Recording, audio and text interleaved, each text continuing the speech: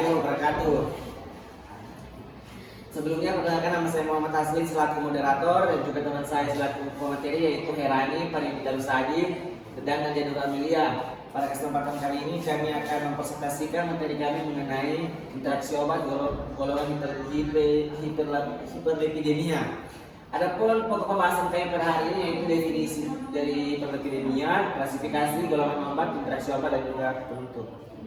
Langsung saja, hiperlipidemia adalah kondisi di mana terjadi peningkatan kadar lipid atau lemak dalam darah seperti kolesterol dan juga trigliserida. Penanganan hiperlipidemia sendiri sering melibatkan perubahan gaya hidup seperti mengadopsi diet sehat dan berolahraga secara teratur. Hiperlipidemia adalah kondisi medis yang ditandai oleh kadar lipid atau lemak yang tinggi dalam darah. Lemak termasuk kolesterol dan trigliserida merupakan komponen penting dalam tubuh dan berperan dalam fungsi normal organ dan sistem. Namun jika kadar lipid melebihi batas normal dapat menyebabkan masalah kesehatan. Adapun klasifikasinya itu terbagi menjadi 3. Yang pertama itu primer, yang dimana hiperlipidemia primer terjadi karena faktor genetik bersamaan dengan faktor lingkungan. Kemudian klasifikasi kedua yaitu sekunder. Hiperlipidemia sekunder terjadi karena akibat dari penyakit atau kondisi tertentu seperti diabetes, penyakit hati, hipotiroidisme, obesitas dan penyakit ginjal. Kemudian klasifikasi ketiga yaitu dislipidemia campuran, di mana adalah kondisi terjadi peningkatan kadar kolesterol dan trigliserida dalam darah secara bersamaan. Ini dapat disebabkan oleh kombinasi faktor genetik dan lingkungan yang mempengaruhi metabolisme. Selanjutnya saya serahkan ke yang saya. Kemudian yang selanjutnya itu obat hiperlipidemia dibedakan menjadi 4. Yang pertama statin, kedua fibrat, 3 ezetimibe, keempat inhibitor PCSK9. Yang pertama, statin. Statin adalah kelompok obat yang digunakan untuk mengurangi kadar kolesterol dalam tubuh, khususnya kolesterol LDL, yang dikenal sebagai kolesterol jahat. Contoh obatnya yaitu atorvastatin. Mekanisme kerjanya melibatkan penghambatan enzim HMG CoA reduktase yang mengurangi produksi kolesterol dalam hati. Yang kedua, simvastatin. Obat ini juga bekerja dengan cara menghambat enzim HMG CoA reduktase dengan mengurangi produksi kolesterol di hati. Simvastatin membantu mengurangi kadar kolesterol LDL dalam darah. Kemudian yang ketiga, contoh obatnya itu ada rosuvastatin. Rosuvastatin juga bekerja dengan menghambat enzim HMG CoA reduktase. Ini mengurangi. Kemudian selanjutnya ada golongan fibrat. Golongan fibrat adalah jenis obat yang digunakan untuk mengatur kadar lemak dalam darah, terutama kolesterol dan trigliserida. Contoh obatnya yaitu gemfibrozil.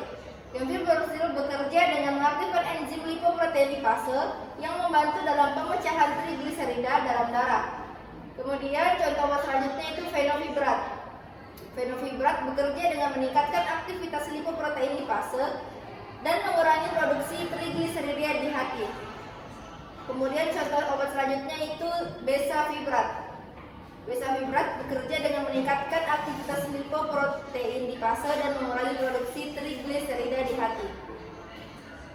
Selanjutnya golongan ezetimibe. Ezetimibe adalah obat yang digunakan untuk mengurangi kadar kolesterol dalam darah. Obat ini bekerja dengan menghambat penyerapan kolesterol dari makanan di saluran pencernaan sehingga mengurangi jumlah kolesterol yang diserap ke dalam darah. Contoh obatnya itu ada ezetrol. Mekanisme kerjanya adalah dengan menghambat penyerapan kolesterol dari makanan di saluran pencernaan. Kemudian contoh obat selanjutnya itu Vitorin. Mekanisme kerjanya mirip dengan liptuset. Ezetimibe menghambat penyerapan kolesterol di usus, sementara simvastatin menghambat enzim HMG CoA reduktase di hati. Dalam kombinasi ini, obat ini membantu mengurangi kadar kolesterol dengan 2 mekanisme yang berbeda. Kemudian golongan inhibitor PCSK9. Inhibitor PCSK9 adalah jenis obat yang dirancang untuk menghambat protein PCSK9 Contoh obatnya itu alirocumab. Mekanismenya dengan mengikat dan menghambat PCSK9 yang bertanggung jawab untuk mempercepat pemecahan reseptor LDL di hati. Contoh obat selanjutnya ada evolocumab. Mekanisme kerjanya mirip dengan alirocumab, yaitu dengan mengikat dan menghambat PCSK9. Selanjutnya itu baucocizumab. Mekanisme kerjanya sama seperti alirocumab dan evolocumab, yaitu dengan mengikat dan menghambat PCSK9.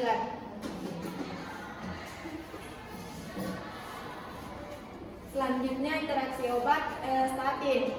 Yang pertama yaitu simvastatin berinteraksi dengan ibuprofen, yaitu signifikannya yaitu mayor. Jenis interaksinya yaitu farmakokinetik.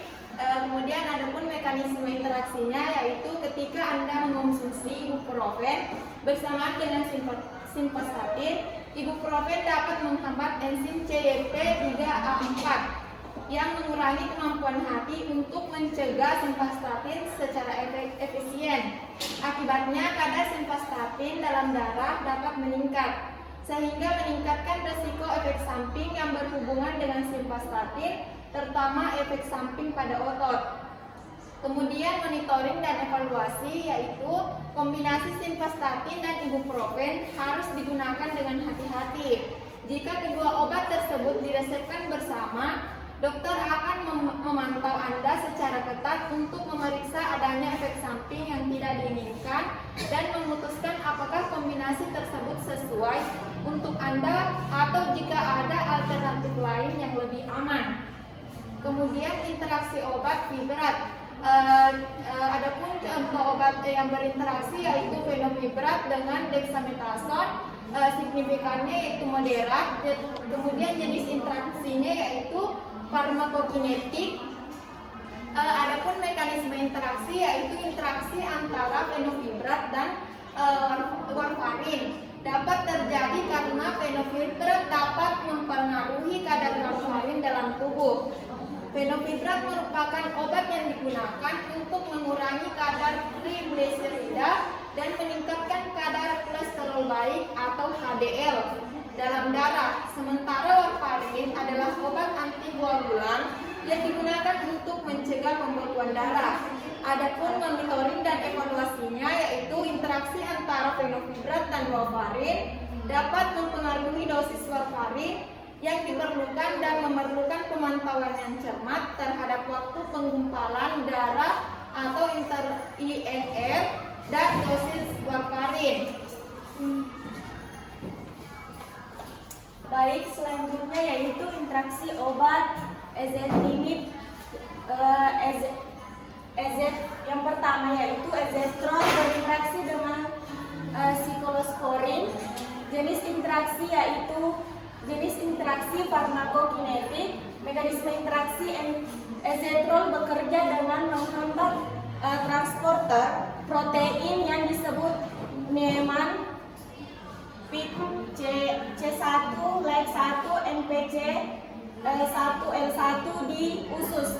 Transporter ini bertanggung jawab untuk menyerap kolesterol dari makanan ke dalam sel usus.